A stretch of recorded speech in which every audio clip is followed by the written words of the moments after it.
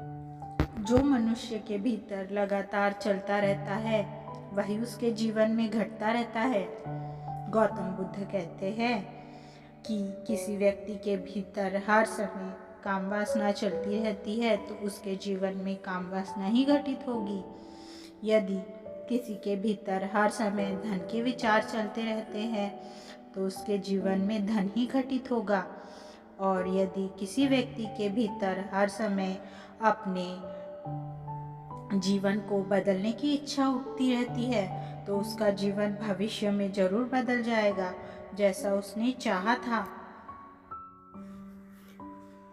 गौतम बुद्ध का दूसरा उपदेश है निडर होकर आगे बढ़े। दोस्तों, केवल 2 गलतियां हैं जिसकी वजह से इंसान सफल नहीं हो पाता या सत्य को प्राप्त नहीं कर पाता। पहला, शुरुआत ना करना, और दूसरा कि सागर तय ना करना। दोस्तों, ये बात उन 2 तरह के लोगों को दिखाती है जो अपने कारण से मंजिल तक नहीं पहुंच पाते।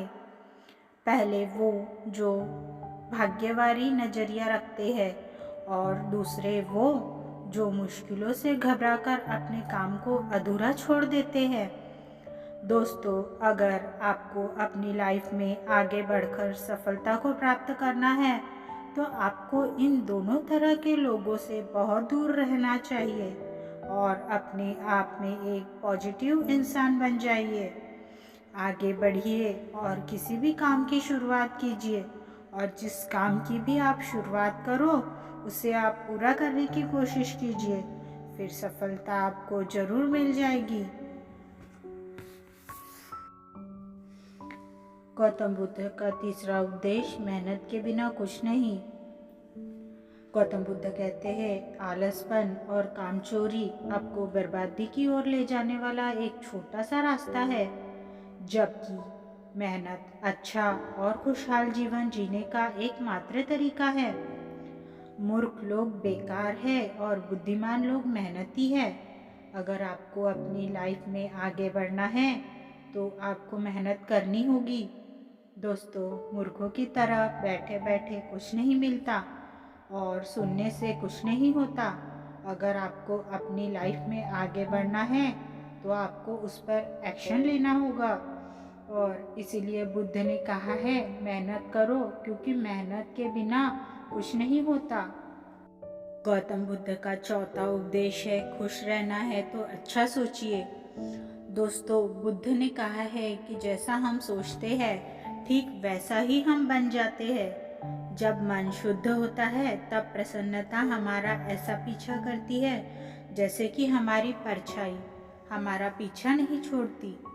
इसीलिए इंसान को हमेशा सकारात्मक बातें सोचनी चाहिए ताकि हर कठिन से कठिन परिस्थितियों में वह आशा की किरण ढूंढ सके और अपनी लाइफ में खुश रह सके। सोच व्यक्ति के जीवन को बना भी सकती है और बिगाड़ भी सकती है, क्योंकि दोस्तों जैसा व्यक्ति सोचता है वैसा ही वह बनता चला जाता है।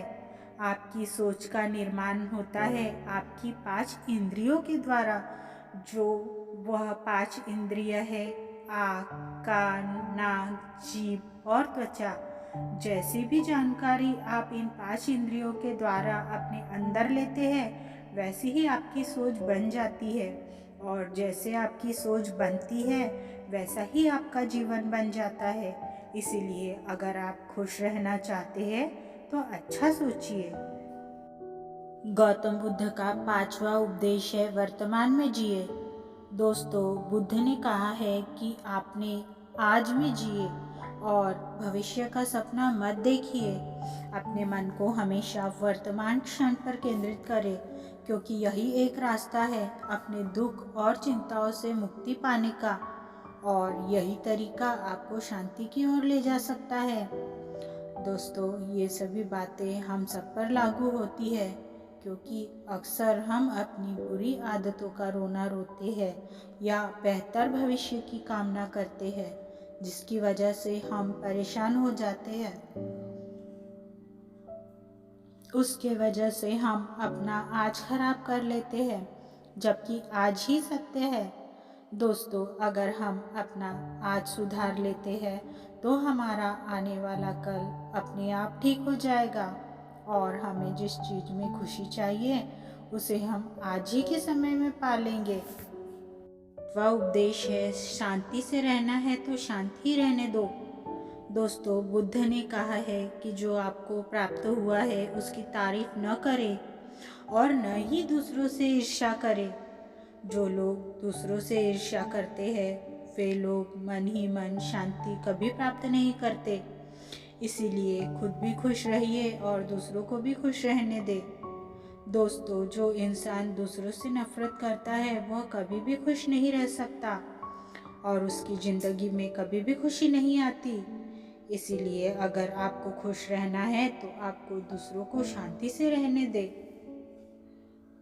बुद्ध का 7वां उपदेश है, अच्छी संगत में रहे। दोस्तों, बुद्ध ने कहा है कि एक जंगली जानवर के मुकाबले एक कपटी और बुरा मित्र ज़्यादा खतरनाक होता है।